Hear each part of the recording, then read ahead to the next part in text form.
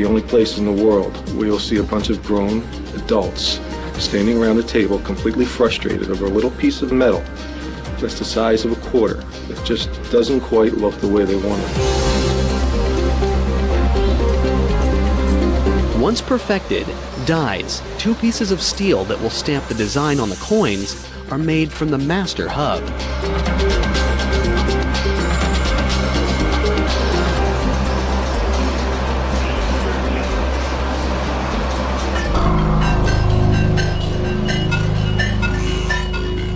Then, raw machine power takes over. Every day, inside this massive room, monster machines consume thousands of tons of 13 by 1,500-foot metal strips of copper and nickel alloy, and every hour punch out round blanks by the thousands. The blanks are softened in these towering annealing furnaces and then run through a washer and dryer. Next, giant upsetting mills exert tons of pressure on the softened blanks, squeezing up rimmed edges. Finally, huge coining presses stamp the long-awaited images on the coins, 750 strikes per minute, with nearly 100 tons of force.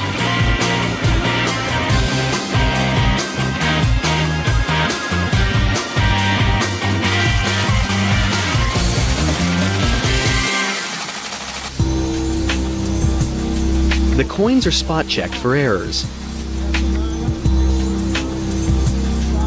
And once they're clear to go, colossal counting machines drop them into vault bags.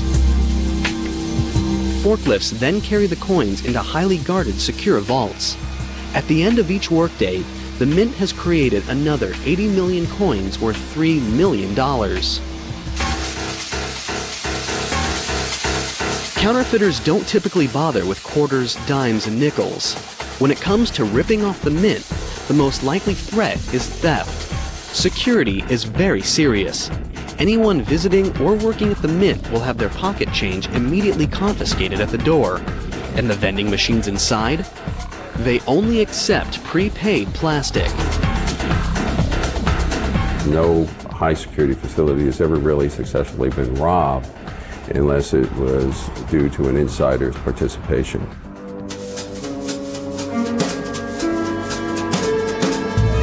Over the years, the Mint has witnessed some of the strangest inside theft jobs ever. For example, there was Orville Harrington. In 1920, he was a $4 a day worker who couldn't resist the temptation. He took advantage of a unique personal attribute, a hollow wooden leg. It was the ideal place for hiding bars of gold. Over several months, he managed to hide and steal 53 bars. The value at that time? $80,000. The value today? $750,000. But Harrington was eventually apprehended when a coworker got suspicious. His sentence? 10 years in the slammer.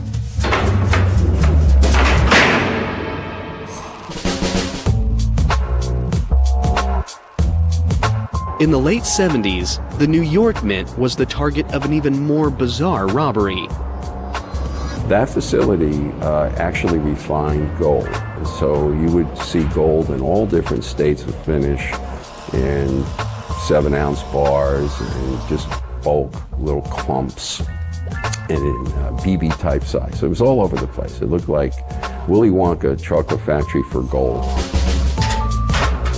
An employee came up with a deviously simple scheme that took advantage of a weakness in security checks. His key attribute was his height, and all he needed was a newspaper.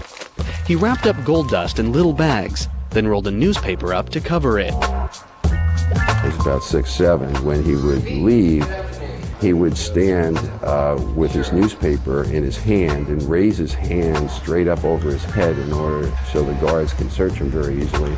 And unfortunately, none of the guards were as tall as he, and so they could never reach his hand. You're clean. Have a good one. You bet. Thanks. Today, it takes more than wooden legs and wrapped up newspapers to steal from these highly guarded facilities. They've got their own armed police force whose job is to protect over $100 billion in gold, silver, and coins. The Mint police go through vigorous training, including SWAT and anti-terror measures. The bottom line is preventing crooks from getting inside in the first place.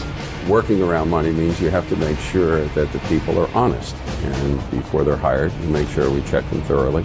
And make no mistake, at the Mint, everything gets checked, from backgrounds to back pockets. The Bureau of Engraving and Printing and the United States Mint. Together, they're a powerhouse money-making plant, churning out millions by the hour. But they're not the only ones. Around the world, underground counterfeit cash factories are giving them a run for their money. Literally. It's a major problem, a threat to the United States economy, and the stakes couldn't be higher. Historically, the United States has always been a nation where people believed they could get rich quick. But that dream has had a dark side. Ever since bills have been part of the United States currency, there have been people trying to fake them. In the early days of the dollar, counterfeiting was a raging epidemic.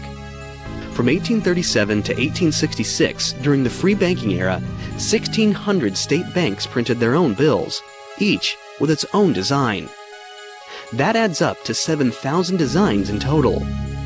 That meant a lot of confusion for the public and lots of opportunity for counterfeiters to cash in. To fight back, President Lincoln approved a plan to combat bogus bills. He created the Secret Service. Most people know our role as the protectors of presidents and heads of state and people like that. Very few people know our role in fighting counterfeit. Though United States bills are now standardized, they now face even bigger threats from abroad. They're the world's most popular currency, and therefore the most likely target of overseas counterfeiters. The Bureau of Engraving and Printing prevents counterfeiting before the bills even hit the streets. But once they're out, it's up to the Secret Service to catch counterfeiters.